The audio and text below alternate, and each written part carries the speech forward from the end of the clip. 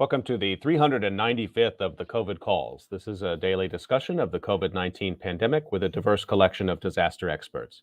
My name is Scott Gabriel Knowles. I'm a historian of disasters at the Korea Advanced Institute of Science and Technology. I'm coming to you live from Daejeon, South Korea. Today, I welcome Robert Vercick, environmental law professor at Loyola University, New Orleans. Just a reminder, you can usually catch COVID Calls live on weekdays at 6 p.m. Eastern Time. Just go to the COVID Calls YouTube channel to watch. You can hear COVID Calls anytime, recorded as podcasts on Spotify, iTunes, Podbean, or anywhere you get podcasts. You can also keep up with COVID Calls via Twitter using the handle @US of Disaster or @COVID Calls. Please help spread the word and send suggestions for future guests and future topics. I'm glad to rejoin you after a couple of weeks, although the pandemic has changed yet again somehow since the last COVID Calls episode I did with John Mualam in 2020, just at Christmas time. We'll be looking forward to scheduling COVID Calls all the way through March of 2022 and perhaps beyond. So please do be in touch with me if you have ideas for topics or for guests who you think would really fit in with COVID Calls. Thank you for that. As of today, January 10th, 2022, there are 5,488,794 deaths from COVID-19 globally. That's according to the Johns Hopkins University Coronavirus Resource Center.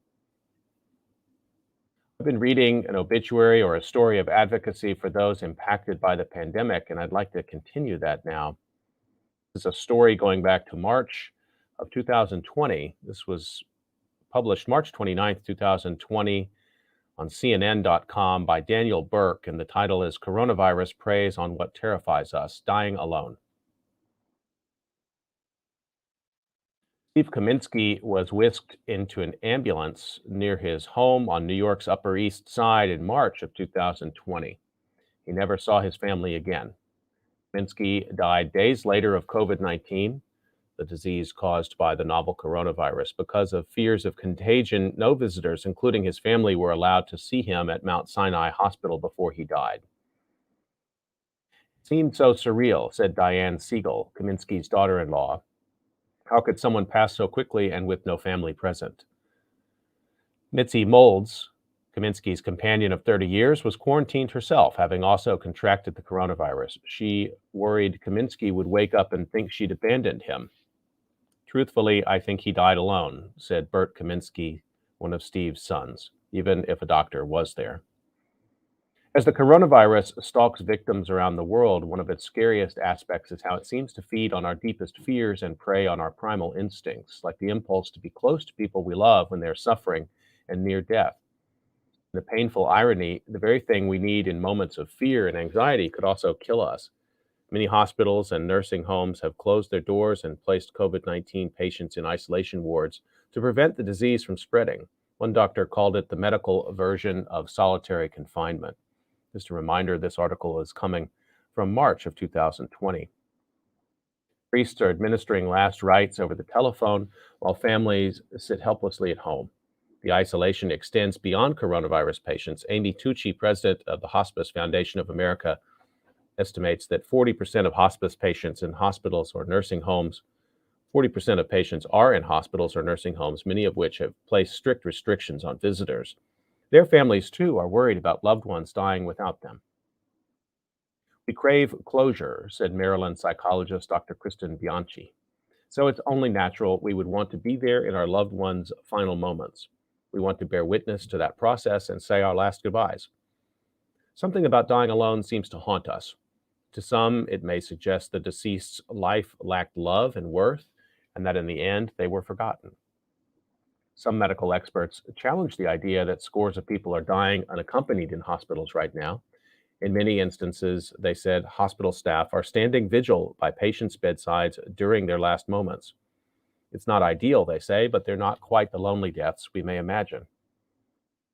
As a lung specialist and member of the Optimum Care Committee at Massachusetts General Hospital, Dr. Emily Rubin is on the front lines of the pandemic.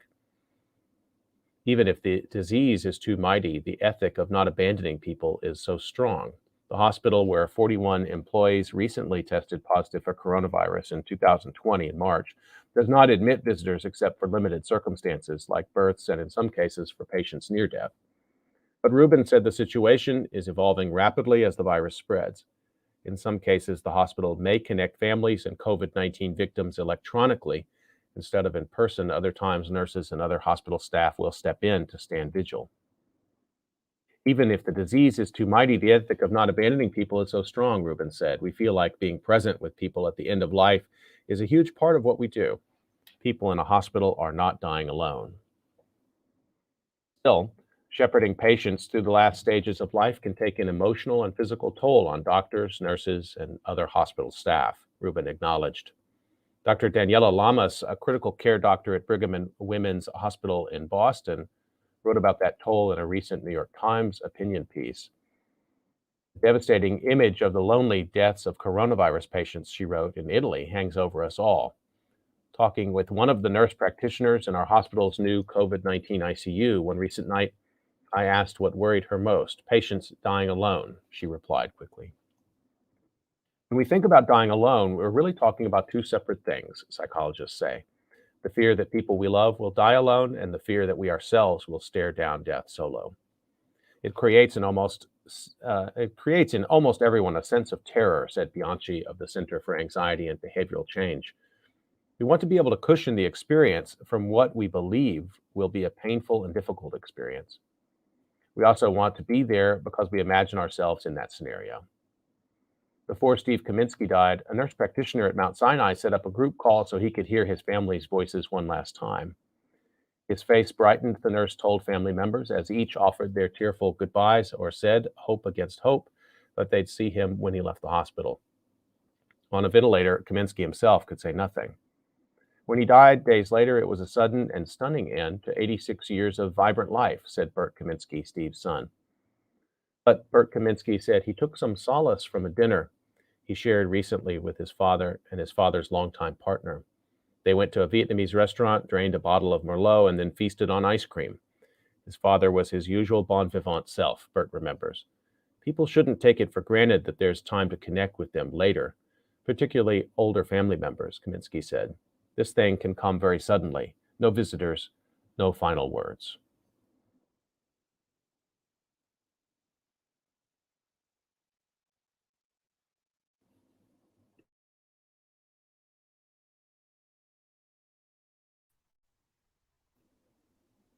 Okay, I'd like to turn to the conversation for today, and let me introduce my guest, Rob Vercick.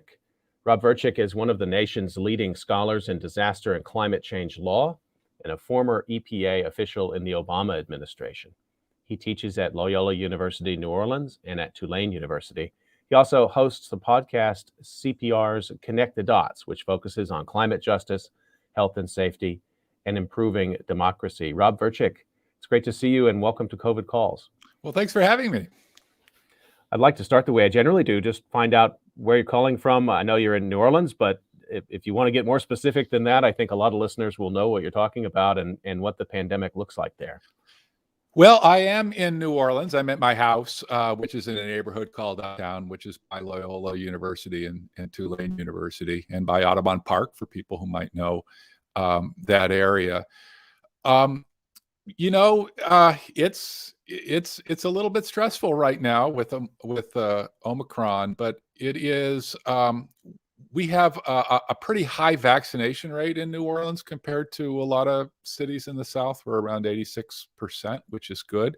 The state is at about 57%, so much lower.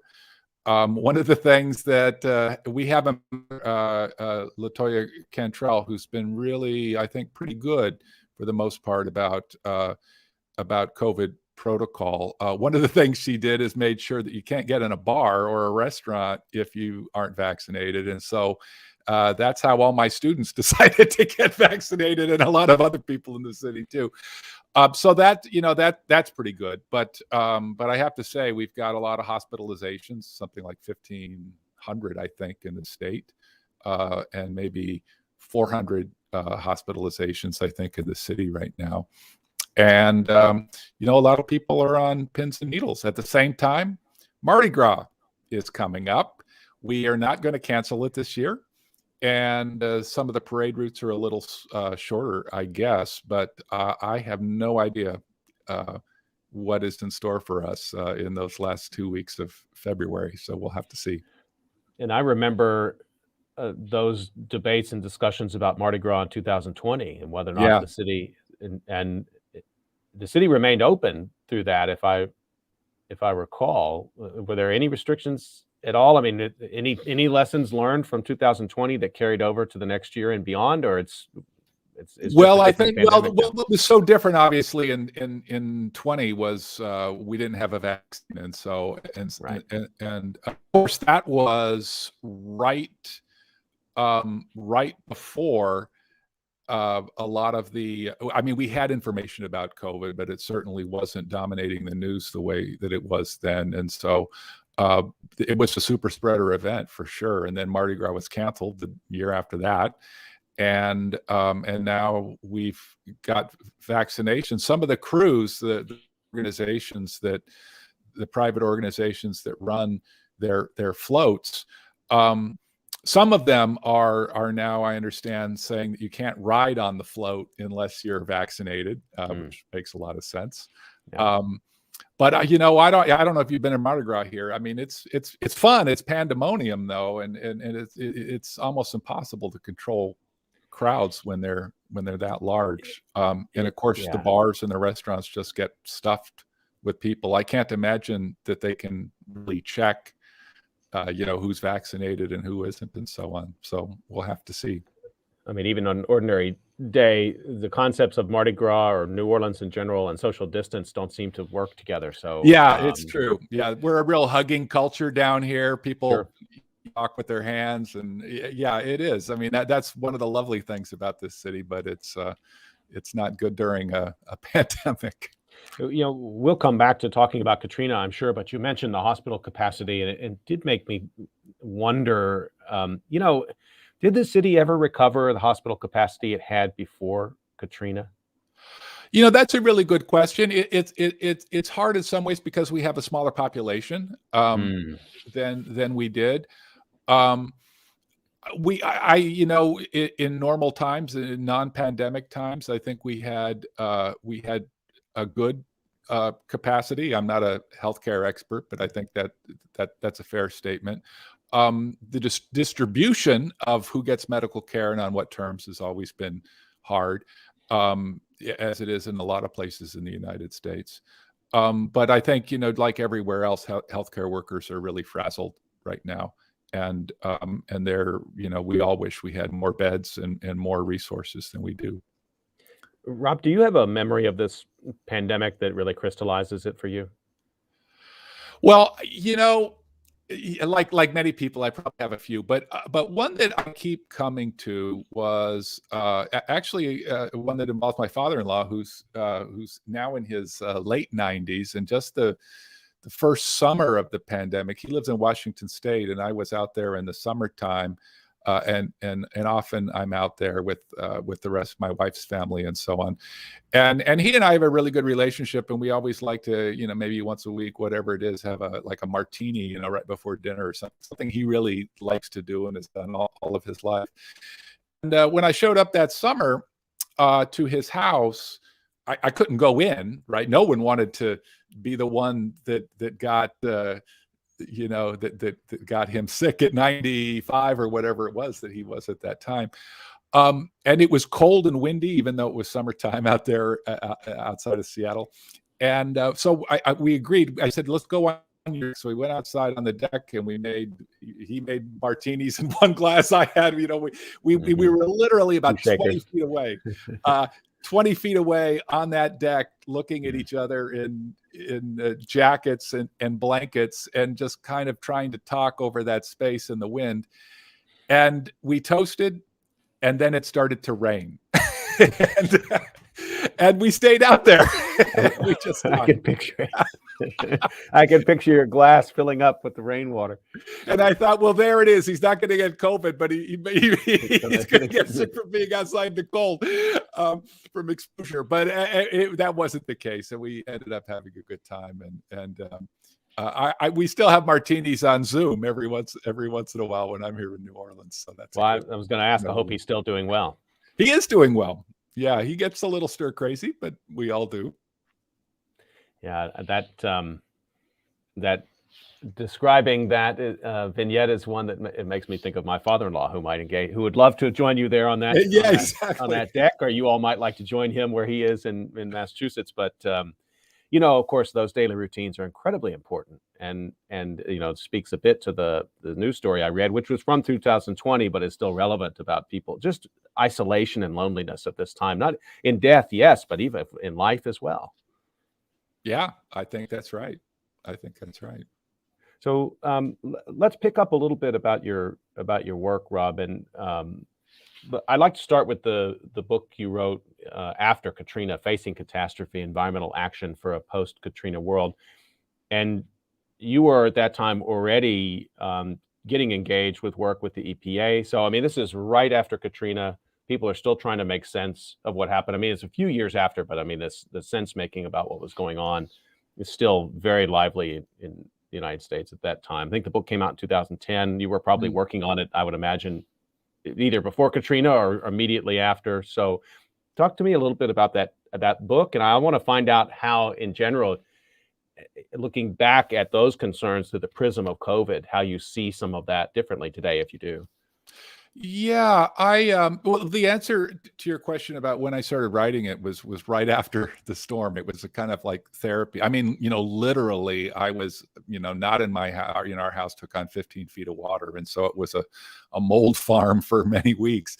And so my family was out in Washington State. I was living at Houston at the time, teaching at the University of Houston, and I was actually, you know, before I even had a chance to get any of my belongings or whatever, I was flying to DC, testifying before Congress on various things, you know, having to do with Katrina and the levees and all of these, literally buying suits at the airport, you know, so I could show up. And it just all felt so surreal. And so a lot of the writing started, you know, writing on the airplane, trying to make sense of it, writing in hotel rooms, taking some of the testimony and turning it into part of a chapter. Quite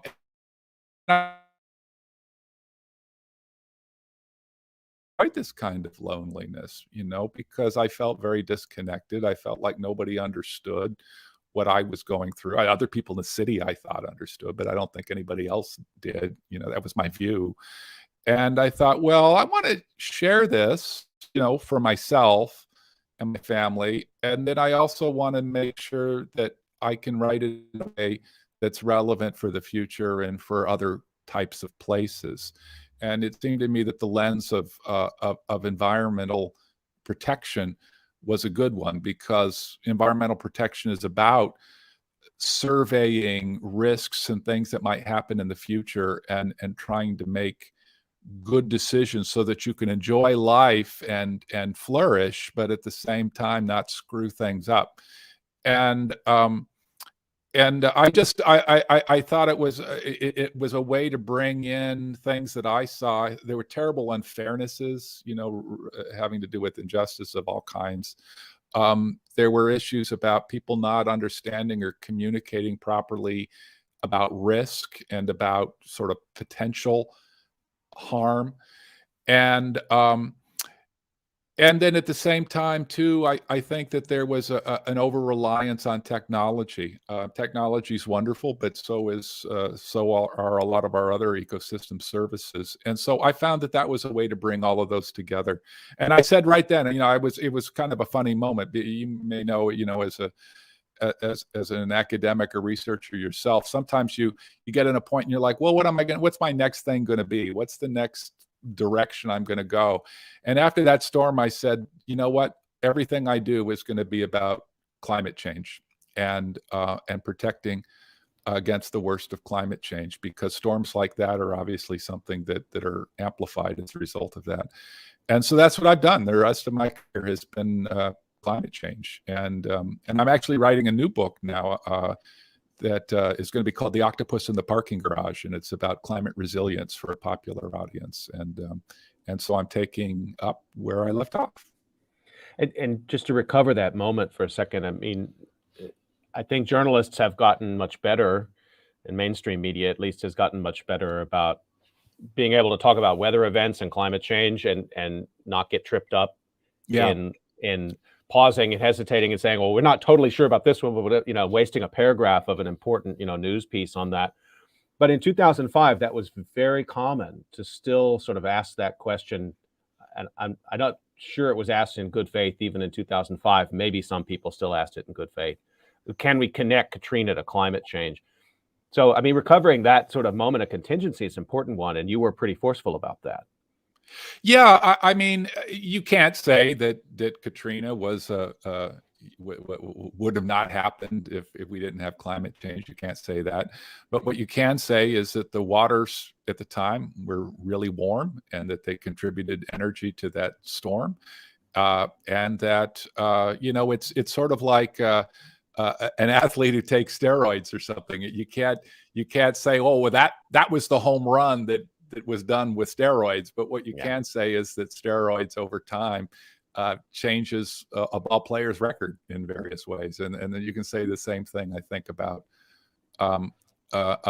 this, certainly about hurricanes and cyclonic events, certainly about wildfires, which there's a lot of attribution science connecting almost individual wildfires to particular types of climate change.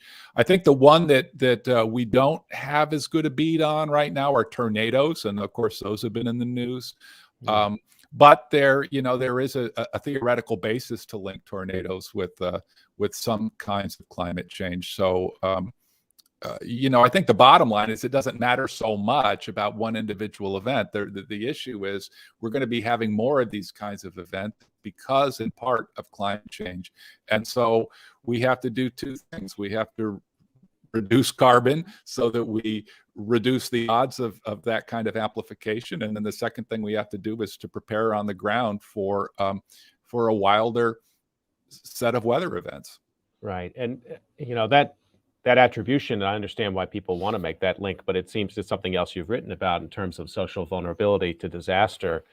The same forces that created, the petrochemical industry, which is rooted there in Louisiana and Southeast Texas, those are in many ways the same forces that create the structural poverty and structural inequality and a poor living environment for people who live in that space. So, connecting Katrina to climate change is one thing. That's sort of downstream a little bit as far as I'm concerned. And I think you are interested in these issues as well. What are the larger forces that are producing a world where we can make destructive things and then not seem to worry about the impact it has on people?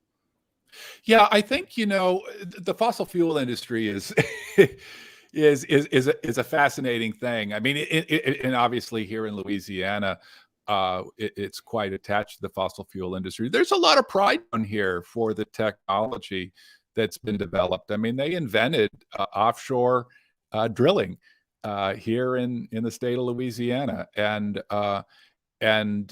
there are a lot of people who spend a lot of their careers and jobs working in that area. On the other hand, it has a lot of bad effects and has contributed to them. And you can drive up the river to an area that's called Cancer Alley here, with the largest concentration of petrochemical plants and refineries in North America. Mainly Black communities, poor communities in those areas, and their property values are depressed. Right, they've been cheated of increased value of their property that they owned for generations. Their health is worse, and they really aren't getting a lot of those benefits. And when you can look at something like Hurricane Ida, which blew here through in August, they were some of the most badly hit areas too. And Hurricane Ida, another kind of another hurricane, which has all of the marks of a storm that is the kind that gets amplified as a result of climate change. And we had very warm water in the Gulf when Ida came through. Largest storm we've seen, I think, in 70 years or so. Here in the city. I wanted to ask you about your experience working with the EPA. You were a Deputy Associate Administrator for Policy at the US EPA in the Obama administration. Um, and, you know, sometimes faculty members do that. I think maybe sometimes, and more commonly from law schools, they get pulled into government service. So there's a bit more of a back and forth. But for a lot of us, the closest we'll ever get to that is maybe a chance to testify or even speak to a staff member if we're lucky.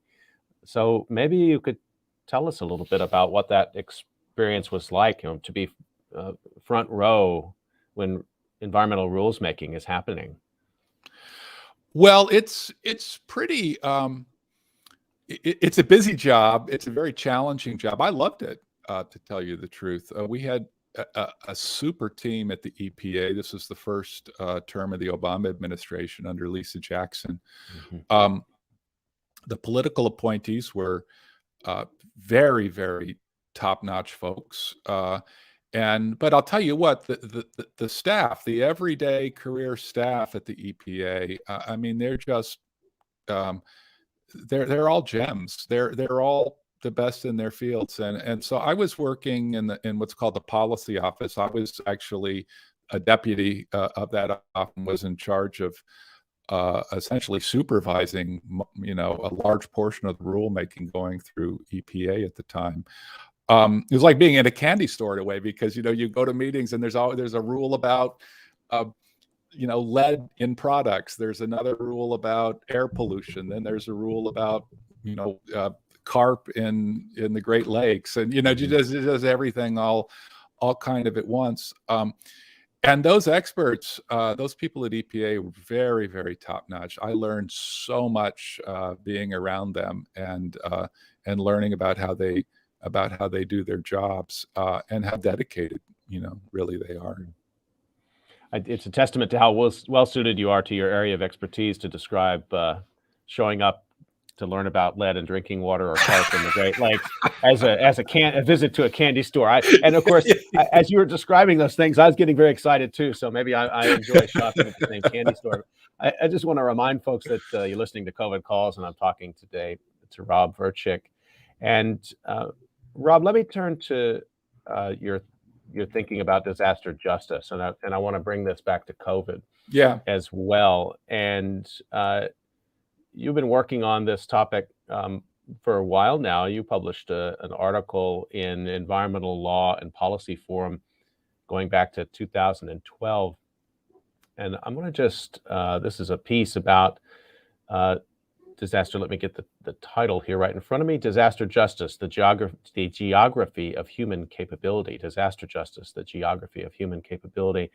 And I'm just going to read a couple lines from it, and then we can dive into it. But you write in that piece, in some cases, we could reduce disaster risk more affordably by steering more of our risk reduction resources toward the social side of the equation. But does that mean that our current disaster policies, admittedly far from perfect, are blameworthy? Are they unjust? The question is more than a thought experiment, you write. So what does disaster justice mean to you? And let's talk about this article a little bit and the way that you construct a sort of environmental law framework for how we could be thinking about justice. Well, I started thinking about these ideas, when I got into this field of disaster after having been in the environmental law field for so long. I started reading all the social, the science related to disasters and the history of disasters in your field. And one of the things that was interesting is some of these things they reminded me of things that were going on in the environmental movement, but others of them didn't. But one thing that did strike me is that in the environmental justice movement, which I have written a lot about over the years, one of the insights in the environmental justice movement is that poor people, people of color, people from other marginalized groups suffer more from environmental harm. And one of the reasons is that they are exposed often to more environmental harm. But another reason is that they're often susceptible to it in different ways. If you want to think of of women of childbearing age, for instance, who are told by the EPA to limit their intake of tuna because of mercury contamination. These kinds of things.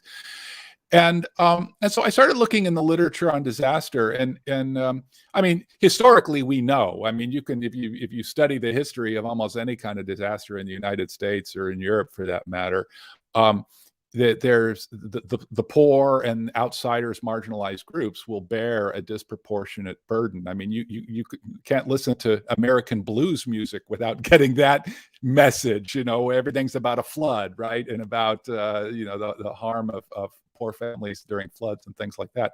What I found out was that this is empirically shown in the United States since the 1950s. That at almost every point on the timeline of a disaster, whether it's getting prepared for one, or responding or getting help during it, or later on being compensated or being able to recover, at every single point on that timeline, Blacks and Hispanics in the United States have a harder time either preparing or evacuating or responding or recovering.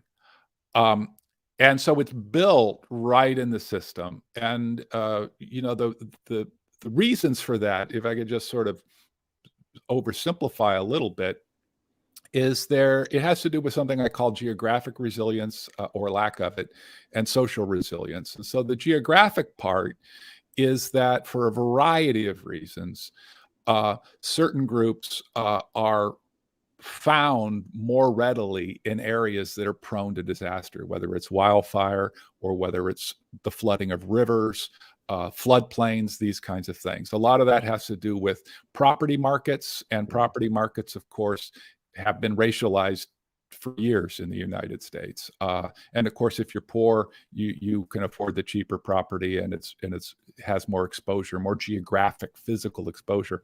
But the second part is the lack of social resilience, some kinds of social resilience. So good health, access to medical care, good information, the ability to speak and read the language that instructions are coming to you in. All of these things are social factors that affect how well you're going to do I sometimes say, so that's the social resilience part, and I kind of equate it to a person's own health, right? Like you might work really hard, you ride your bike, you wear a helmet, you do all these things, and you try not to get in an accident, but maybe you will get in an accident. You'll go to the hospital. Now, your ability to recover will have something to do about how well how safe you were while you were riding, and whether you wore a helmet and all those things. Another factor in how well you recover is going to be your overall health when you got in the accident. Were you overweight? Did you have heart trouble? Were you elderly? Did you eat right? These kinds of things. And so the reason that you should want to have a healthy body is not so you'll survive a bicycle accident, but it doesn't hurt. It doesn't hurt as much when you do. And what we think is a healthy society, it's freer of inequalities, so that our communities are just more resilient, the same way that a healthy body is more resilient. And, a lot of times, even in resilience, I feel like the solutions get very technical very quickly. Yeah. They get very focused on new technology, on new mapping, approaches. And of course, and I'm not here to run down my colleagues in the School of Engineering, because I'm a huge admirer and colleague of admirer of what many of my colleagues do.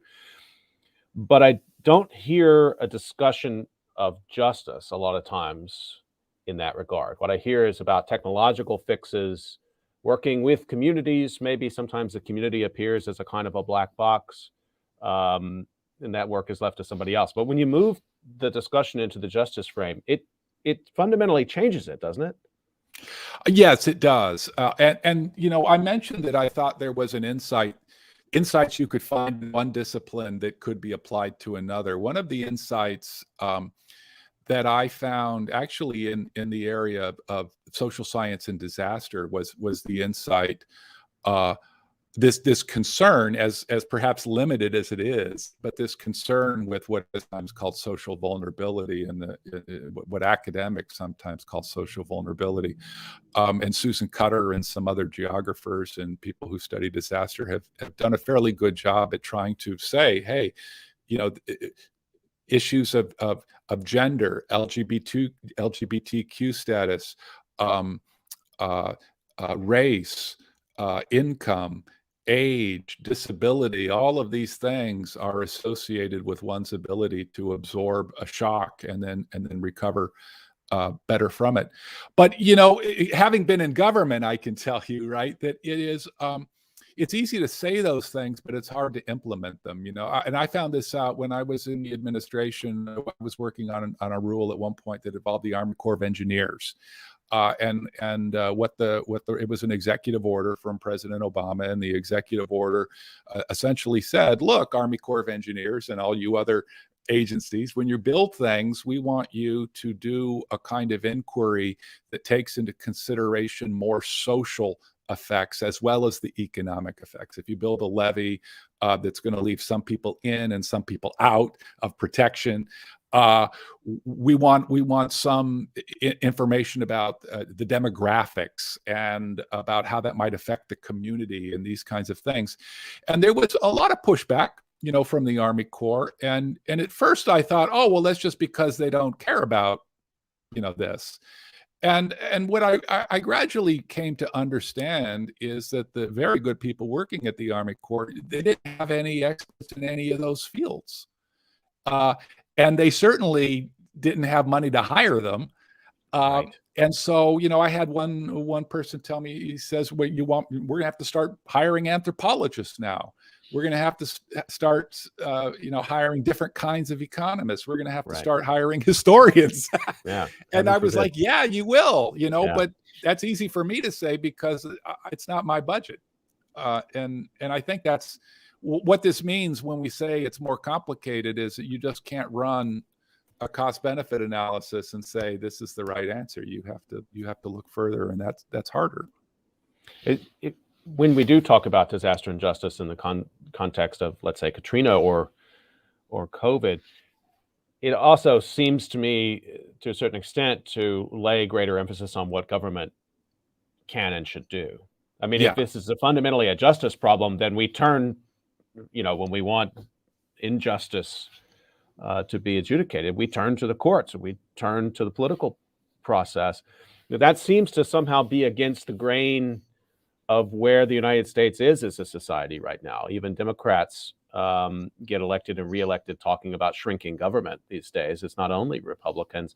So how do we meet that? How do you meet that concern? I mean, if it is an injustice problem with disasters, and I agree with you 100% on that. Sure. Yeah. We're going to need a government that wants to do something about that.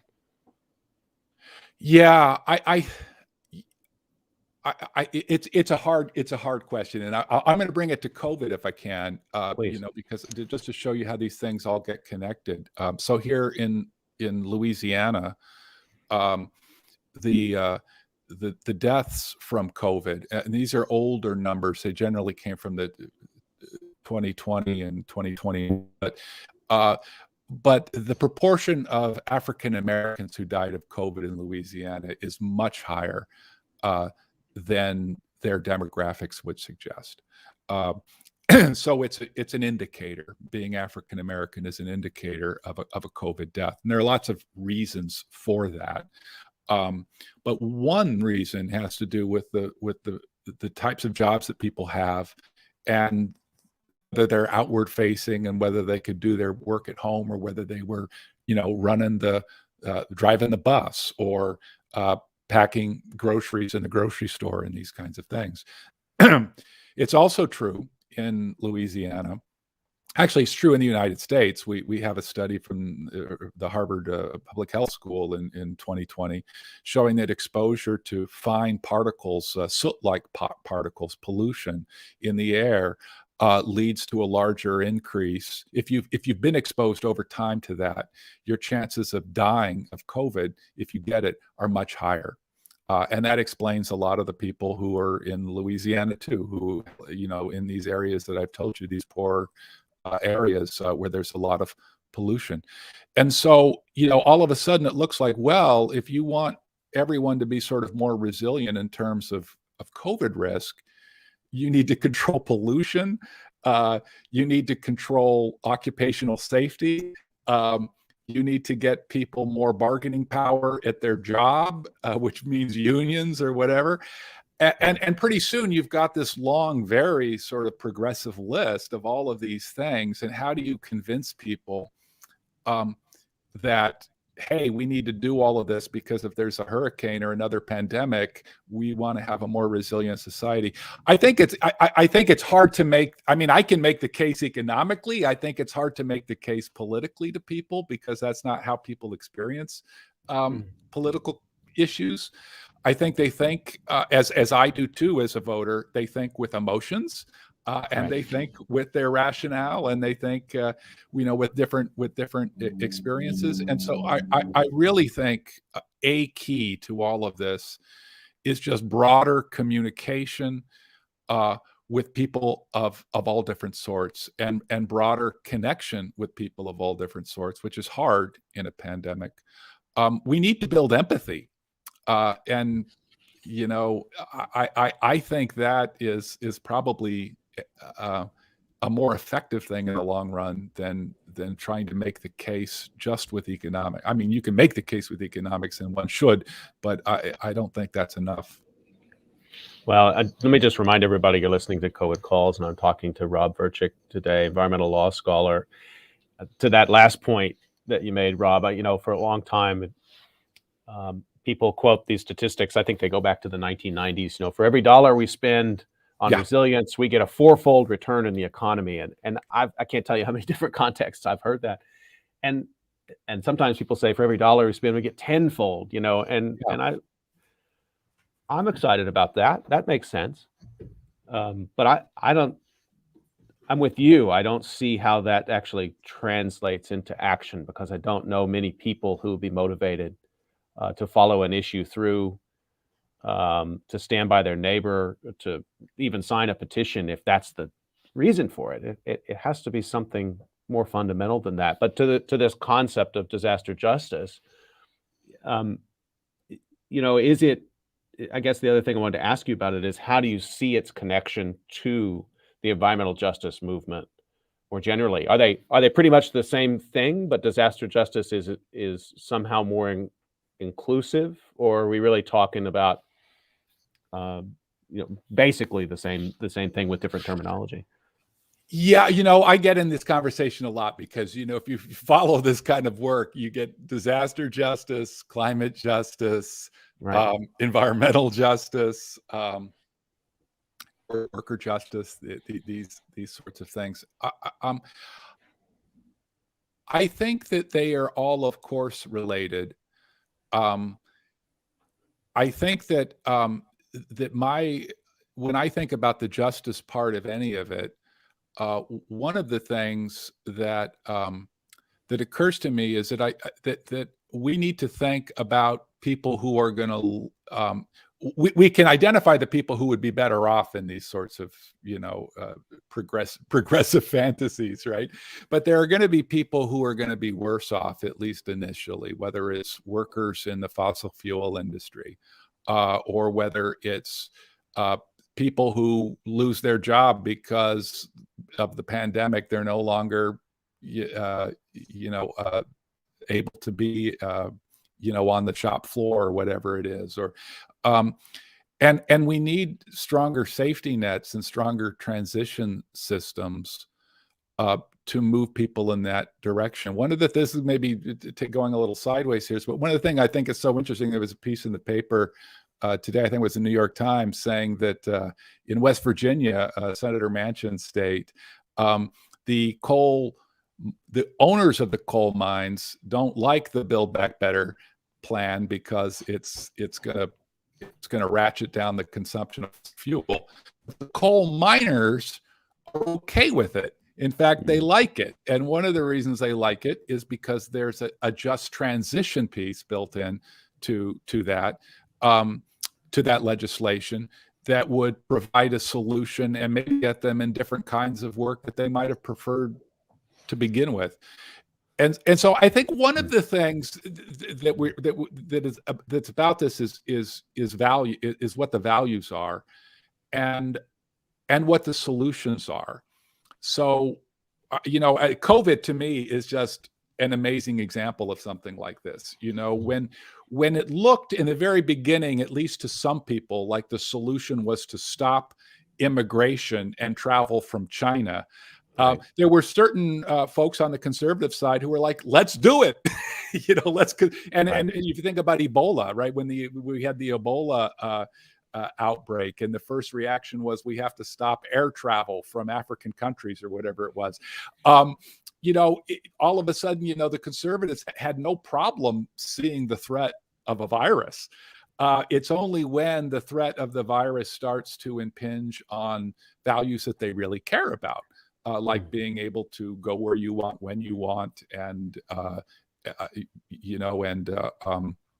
and not have to be controlled, so to speak, by government. All of a sudden, then it starts to look like something that they don't want to be a part of. And climate change is, the same thing. If you're okay with global cooperation and you're looking forward to a government regulation of the energy economy, then climate change is your bag. But if you're afraid of those things and don't like them, you have to find other ways to appeal. And I think you can. I think you can find other ways to appeal, but you don't do it by banging people on the head and saying, you have to be in favor of large government regulation. I think you will at some point have to be in favor of large government regulation, but that's not the foot in the door. But with COVID and again, just to go back to Katrina, I mean, yeah. I wouldn't have thought you'd have to explain to people that they needed to care about their neighbors. Yeah. And to me, again, it comes back to why I think your work is so important. And I get those scenarios you've painted are exactly, make a lot of sense to me. And I think it shows my naivete about the law, because I guess the law doesn't assume that either, does it? In terms of environmental law or the kind of law we need for disaster justice. Maybe that's why we have the law in the first place in these domains. It doesn't assume you should take care of your neighbor. I think that the problem, yes, I think the problem is that the law in the United States is not very good at imposing duties on the part of government, for sure. It's better at imposing barriers on government. Government can't interfere with your religion in many ways. It can't interfere with your free speech in many ways, and so on. But yeah, we have a long, sort of trajectory of cases in the Supreme Court where the Supreme Court has said, hey, if the federal government didn't do enough to build your levee properly. I mean, this is not a hypothetical. Right. The federal government designs a levee properly, builds it properly, and it floods an American city. There's basically no recourse. Right.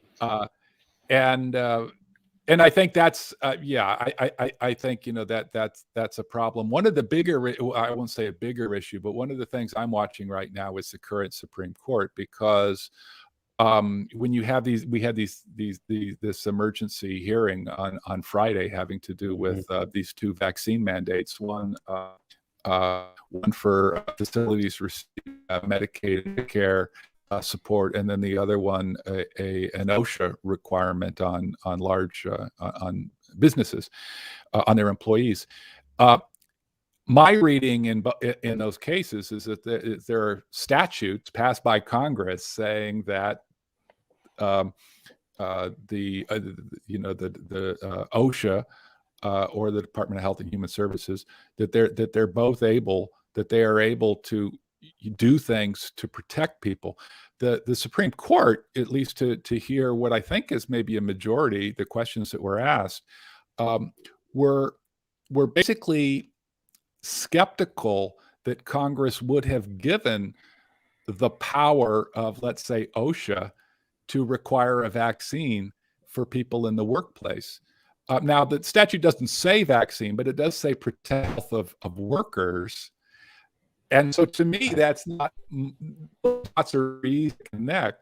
But the court is skeptical because the word vaccine wasn't there. And what that suggests to me is that we may be looking at an era where we have a Supreme Court that, I mean, we're not talking about whether or not the government has the duty to protect workers. We're talking about whether government has the authorization the right to to protect it, right? workers.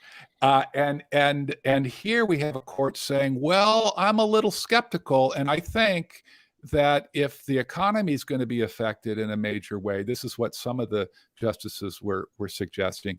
If the economy is going to be affected in a major way, maybe I will be skeptical of a governmental effort to protect safety in the workplace as a matter of law, right? And that, to me, I mean, that's harsh, right? And that ruling, you know, I don't know how it's going to happen, but that kind of an argument would be devastating for environmental regulations as well. Yeah, I'm really glad you brought this up, because it also seems to me that there's a factor of time, which is always a problem with this. And I think it was Amy Coney Barrett who, in her questioning, was sort of coming back to this issue that the administration and OSHA had put in emergency rules, that these were rules that had not gone through the usual process of public comment. You know, and of course, there's a pandemic happening outside the window, presumably, of the chamber, but she wants a slower, more deliberative process if you're going to impose some sort of life-saving, I think, you know, workplace, some kind of life-saving workplace safety measures like a vaccine. So they're not happy if it's too fast. And then on climate change, on the other side, with environmental regulation, you know, we hear critics of that saying, well, we still don't know what the future is. It's too far, it's too distant, it's too big. So we can't possibly legislate about this. We have to. And so it's like we're focused. We never decide the right time scale, Rob. I always am sort of struggling with this.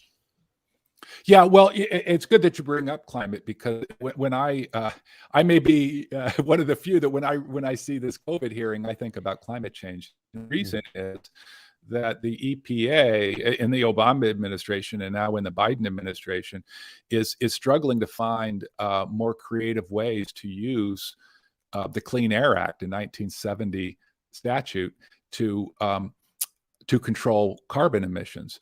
I think there are lots of ways to do it, but I'll tell you that the statute itself doesn't say climate change in it, right? And so I suspect that at least some of the conservatives on the Supreme Court are going to at one point say, you know what, if you're going to pass a regulation, if you're going to promulgate a regulation under this act, and it's going to have a large effect in the economy, we're going to be skeptical of EPA being able to protect the public interest, because that sounds really broad. And for the same reason as the COVID thing. The only other thing I'll point out, which I think sort of makes this case about whether or not you ultimately like the solution, you know, during the Trump administration, the Supreme Court was willing to defer to the administration in the Muslim travel ban, for instance. And there was a lot of discussion in the arguments. This is an immediate event. You know, this is really serious. There could be imminent harm if the wrong people get in the country. You have to trust the president on this, because you can't second guess the president in a homeland security issue. And you had the justices essentially saying, yeah, you're right. I mean, we have to assume the president knows what he's doing, and he's got a plan, and he's acting in good faith. But you don't hear those arguments about COVID. And I think, at least not from these same justices. And I think the reason is that they're less comfortable with a government that's active in protecting the workplace, and perhaps more comfortable with the government if it's protecting Americans from people outside of the United States. So I'm almost up on time in our conversation with Rob Vercick today on COVID calls. Rob, I wanted to make sure we left a couple minutes here to talk about your podcast, Connect the Dots. How do we find it, and what's it about? Okay, so it's called CPR's Connect the Dots, which I host. It's kind of a documentary style, kind of a news brief style. And it's host, or I host it. It's produced by the Center for Progressive Reform, which is a policy institute that I work with that is dedicated to issues of climate justice, building better democracy, and health and safety in the United States.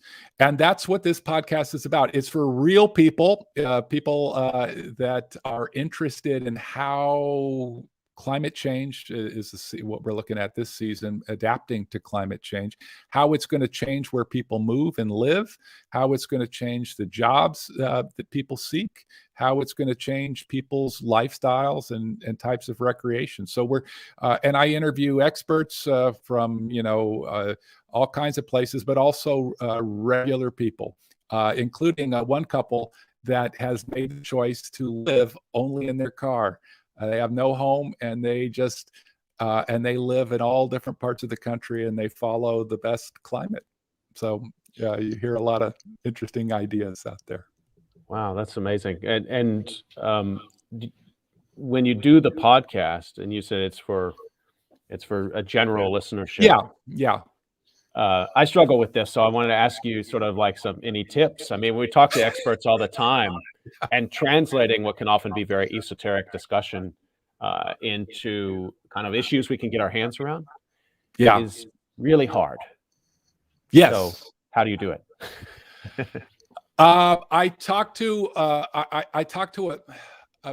pretty broad, not a lot of people, but people who come from a lot of different, I talk to different backgrounds, and I try to chat with people, kind of see what they're interested in, what makes a difference in their lives. I did one story one time on wildfires, and was interviewing smoke John and people who were right near those communities. But one of the most interesting stories to me was a woman who lived in a Latino community in Las Vegas, very far away from the fire, but the soot was coming in there and causing all kinds of problems with people with asthma and so on.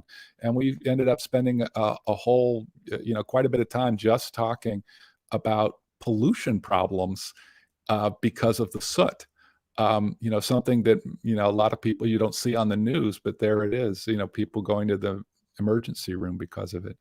I have some good people that are helping me too, that when they hear things, they let me know. But I think you're right. One of the things I found at EPA was that you have to make this real because it is real, and you only work work for the things you love, and you have to persuade people that this is a value they share.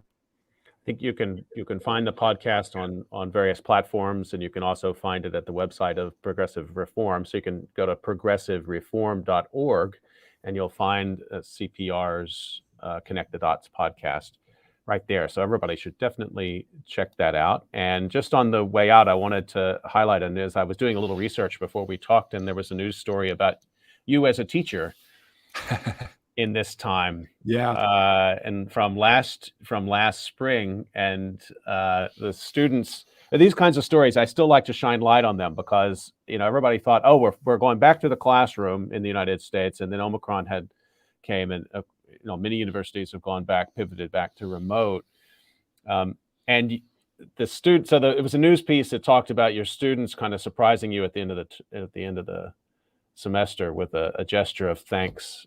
Could you say a little bit about that? Oh, it's the highlight of a teacher's career, right?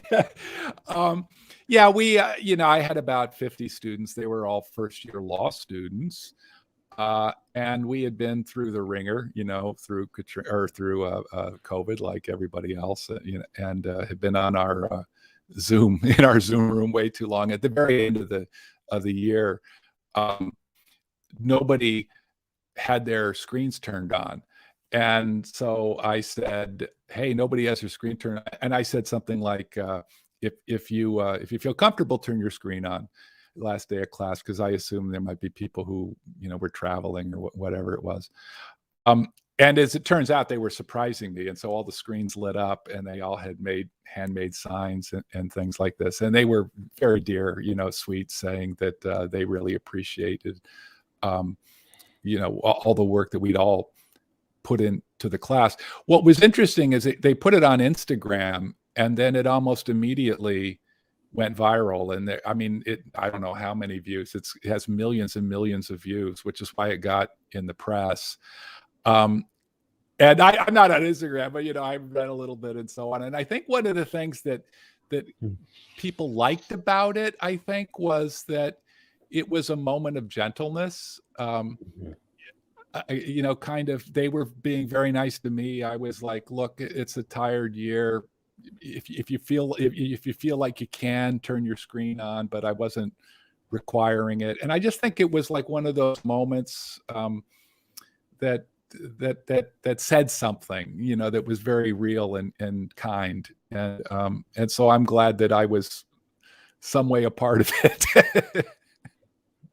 Let me just remind everybody that you are listening to COVID Calls, and you can usually catch COVID Calls live most weekdays at 6 p.m. Eastern Time. Please join me tomorrow at 6 p.m. Eastern Time. We'll be talking about the move to create a COVID investigative commission. And let me thank my guest, Rob Vercick. Rob, big fan of your work, and it was really an honor to get a chance to talk to you. Thanks for joining me on COVID Calls. I am so glad. I am so glad to have been a part of your podcast. Good luck. And I'm so glad that you are doing this. It's important work. Stay healthy, everyone. We'll see you next time on COVID.